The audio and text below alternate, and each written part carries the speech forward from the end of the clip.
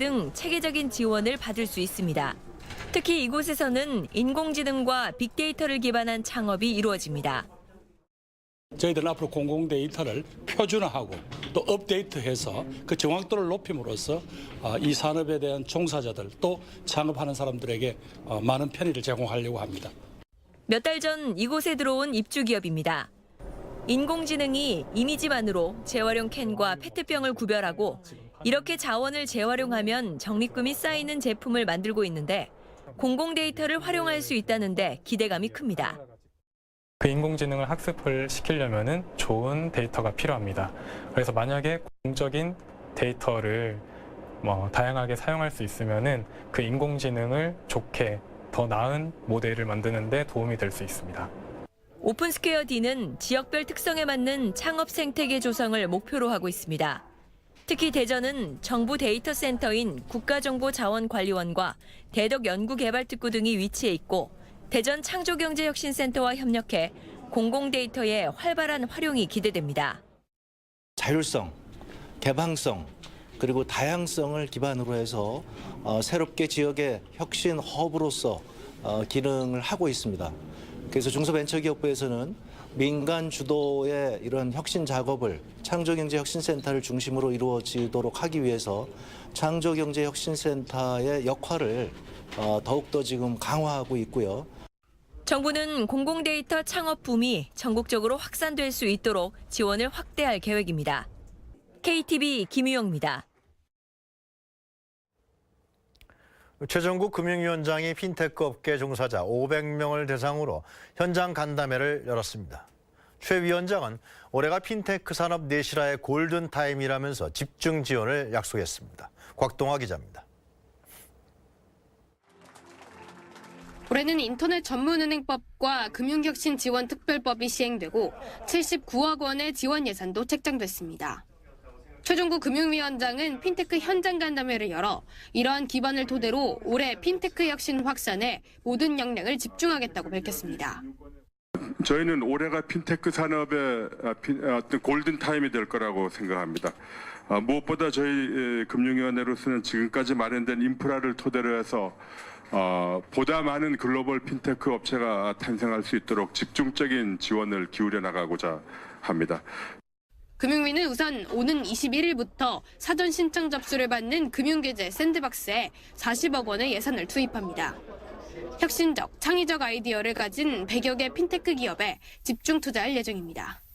39억 원은 국민참여 핀테크 체험 행사 등 교육과 테스트베드 마련 등에 사용합니다. 금융위는 핀테크 투자 확대를 위해 법령 개정도 추진하고 있습니다. 올 상반기 안에 금융산업의 구조 개선에 관한 법률, 이른바 금산법 등을 개정해 금융회사 출자 가능 회사 범위에 핀테크 기업을 포함하도록 개념을 정의, 확대하도록 할 예정입니다. 또 핀테크 기업에 대한 대형 자본 투자가 확대됩니다. 150억 원 규모의 핀테크 전용 펀드, 9조 원 규모의 혁신 투자 펀드 등이 대표적입니다. 아울러 핀테크하기 좋은 환경 마련에도 나섭니다. 금융위는 금요 미팅 등 상시로 규제 개선 건의를 접수받고 핀테크 규제개혁 TF에서 검토 중인 핀테크 관련 법령과 행정지도 등 200여 건의 규제 개선 과제 검토 결과를 올 1분기 내 발표하기로 했습니다. KTV 곽동아입니다. 홍남기 경제부총리는 설 대책으로는 최초로 예비비 특별교부세를 활용해 고용산업 위기지역 등에 900억 원을 지원하고 전통시장 지역사랑 상품권을 1.6배 확대하겠다고 밝혔습니다. 홍 부총리는 오늘 문재인 대통령에게 설 계기 민생안정 대책과 올해 경제정책 방향 주요 과제를 보고하면서 이같이 말했습니다.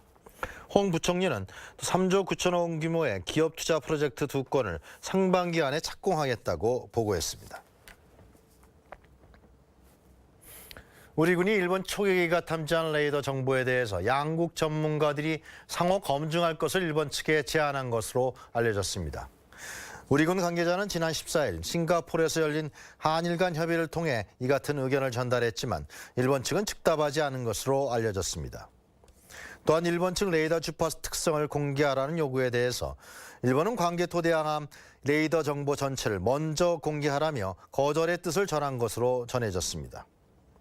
군 관계자는 이번 협의를 통해 양측의 입장 차이를 확인했고 실무 협의가 또다시 진행될지 여부는 상호 입장을 검토한 뒤 정해질 것이라고 설명했습니다. 체육계 성폭력 폭로가 이어지는 가운데 정부가 후속 조치를 발표했습니다. 국가대표 선수들의 관리 실태에 대해 공익 감사를 청구하는 계획이 포함됐습니다. 박지선 기자입니다. 문화체육관광부가 체육계 성폭력 비위 근절을 위한 후속 조치를 내놨습니다. 앞서 발표한 대책 방안을 좀 더 구체화한 겁니다. 먼저 문체부는 국가대표 선수들 관리와 운영 실태에 대해 지난 11일 감사원에 공익감사를 청구했습니다. 체육계 성폭력 폭로가 계속됨에 따라 객관적이고 엄정한 조사가 필요하다는 의견을 반영한 겁니다. 감사 대상에는 선수촌뿐만 아니라 국가대표 선수들의 훈련시설 전반을 포함했습니다. 국민과 언론의 공분이 매우 크다는 점을 감안하여 문체부는 국가대표 선수촌 운영 등 국가대표 선수 관리 운영 실태에 대하여 감사원에 공익감사를 청구하였습니다. 당초 민간 주도로 구성하기로 한 성폭력 조사 특별위원회에는 국가인권위원회가 참여하는 방안을 검토 중입니다. 체육계 비위 근절 대책안의 도입 시기도 구체화했습니다. 가해자 처벌 강화 규정은 늦어도 오는 3월까지 민간 체육단체에 적용될 수 있도록 하고 선수촌 내 인권상담센터는 다음 달까지 설치할 방침입니다. 선수촌에 여성 부촌장을 두는 등 대한체육회가 내놓은 개선안도 빠른 시일에 현장에 안착할 수 있도록 할 예정입니다. 현재 국회에 발의된 국민체육진흥법 개정안, 이른바 운동선수보호법의 입법 절차에도 적극 협조하기로 했습니다. 개정안이 시행되면 독립법인 형태의 스포츠윤리센터가 설립돼 체육비리 조사 등을 전담하도록 할 방침입니다. 이 밖에 엘리트 체육 육성, 성적 중심주의 분위기 쇄신안을 검토하는 한편 교육부와 여가부 등 관계부처와 협력해 피해자 보호 대책을 논의할 예정입니다. KTV 박지선입니다. 축구 대표팀이 오늘 밤 중국을 상대로 아시안컵 조별 예선 마지막 경기를 치릅니다. 최근 2연승으로 분위기가 고조된 중국을 상대로 어떤 경기를 펼칠지 주목됩니다. 김용민 기자입니다. 대한민국 축구 대표팀이 오늘 밤 10시 30분 아랍에미리트의 알라얀 경기장에서 중국과 C조 예선 마지막 경기를 치릅니다. 우리나라는 피파 랭킹 76위의 중국과 상대 전적에서 18승 13무 2패로 크게 앞서 있습니다. 하지만 2010년 이후로는 2승 2무 2패. 특히 지난 2017년 3월 러시아 월드컵 조별 예선 6차전에서 0대1로 진 경기는 창사 참사로 불리며 울리 슈틸리케 전임 감독 경질 여론에 기름을 끼얹는 계기가 됐습니다. 벤투호는 예선 2경기를 승리로 이끌며 16강 진출을 확정지은 상태입니다. 다만 앞선 2경기에서 이렇다 할 경기력을 아직 선보이지 못하고 있습니다.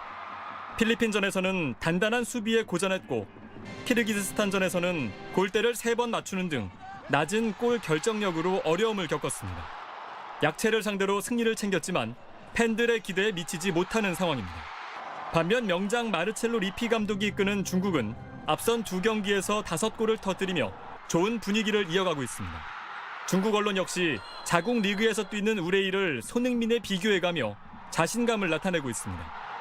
우리나라는 공격수 황의조를 중심으로 이청용과 황희찬을 윙어로 활용해 중국의 밀집 수비를 뚫겠다는 각오입니다. 소속팀 일정을 소화하고 지난 14일 뒤늦게 대표팀에 합류한 손흥민의 출전 여부는 불투명합니다. 만약 뛴다면 전력의 보탬이 되겠지만 중국전에 꼭 뛰어야 할 필요가 있냐는 여론도 있어 벤투 감독의 선택 또한 관전 포인트입니다. 16강 진출을 확정지은 두 팀의 대결. 중국에게 공안증을 다시 안겨주는 계기가 될지 주목됩니다. KTV 김용민입니다. 일제강점기와 6.25 전쟁을 거치며 한반도 살림이 황폐해졌죠. 우리는 살림 녹화에 성공했지만 북한은 여전히 복구되지 않았는데요. 남북 살림협력 활성화 방안을 논의하는 자리가 마련됐습니다. 보도에 신국진 기자입니다. OECD 국가 가운데 핀란드에 이어 두 번째로 살림률이 높은 한반도는 6.25 전쟁 이후 살림이 심각하게 훼손됐습니다. 우리나라는 1970년대 이후 살림 녹화를 진행해 성공했지만 북한의 살림은 여전히 훼손이 심각한 상황입니다. 남과 북은 지난 1999년부터 65차례에 걸쳐 산림 협력을 진행했지만 2010년 오이사 조치로 모든 협력이 중단됐습니다. 하지만 북한 산림 회복은 환경적인 측면과 질병 예방 등을 위해 꼭 필요한 사안으로 문재인 대통령과 김정은 위원장은 지난해 9월 평양 정상회담을 통해 산림 협력을 합의했습니다. 한반도 환경협력과 전염성 질병의 유입과 확산을 막기 위한 보건의료 분야의 협력은 즉시 추진될 수 있을 것입니다. 산림청은 국민과 함께하는 숲속의 한반도 만들기 심포지엄을 열고 남북 산림협력 활성화 방안을 논의했습니다. 이낙연 국무총리는 개회사를 통해 남북 산림협력은 국민의 동참 속에 추진되는 것이 사업의 취지에도 부합한다면서 공감대 형성은 사업의 지속 가능성을 높이는 데도 바람직하다고 말했습니다. 그러면서 남북 산림협력은 남북 모두에게 후손들에게 도움을 줄 것이라며 북한은 홍수와 가뭄의 피해를 줄이고 우리는 북한발 미세먼지를 줄이는 건 물론 온실가스 감축에 도움을 받을 수 있다고 설명했습니다. 우리는 북한발 미세먼지를 줄이고 온실가스 감축에 도움을 받으며 탄소 배출권을 확보하게 됩니다. 휴전선을 넘는 산림 병충해도 줄이게 될 것입니다. 한편 이 총리는 우리가 주도해 만든 아시아 산림협력기구에 북한이 동참해 줄 것과 2021년 열리는 제15차 세계산림총회에 북한 참여를 제안했습니다. KTV 신국진입니다. 영국 정부와 EU의 브렉시트 합의안이 의회를 통과하지 못했습니다. 아무런 합의 없이 EU를 탈퇴하게 되는 노딜 브렉시트가 우려되는 가운데 우리 정부는 필요한 조치를 선제적으로 취하기로 했습니다. 문기혁 기자입니다. 영국 하원이 유럽연합과의 브렉시트 합의안을 압도적인 표차로 부결시켰습니다. 영국 정부와 EU는 지난해 11월 2020년 말까지의 탈퇴 유예기간과 분담금 정산 등을 담은 합의안에 서명하고 의회 비준동의 절차를 밟았습니다. The ayes to the right 202, the noes to the left 432. So the noes have it, the noes have it. Unlock! 합의안이 부결되면서 영국 정부는 오는 21일까지 플랜 B를 제시할 계획입니다. 이런 가운데 EU와의 재협상과 제2국민투표, 조기 총선 등 다양한 시나리오가 관측되고 있습니다. 별다른 진전이 없다면 영국은 오는 3월 29일로 예정된 날짜에 아무런 합의 없이 EU를 떠나게 됩니다.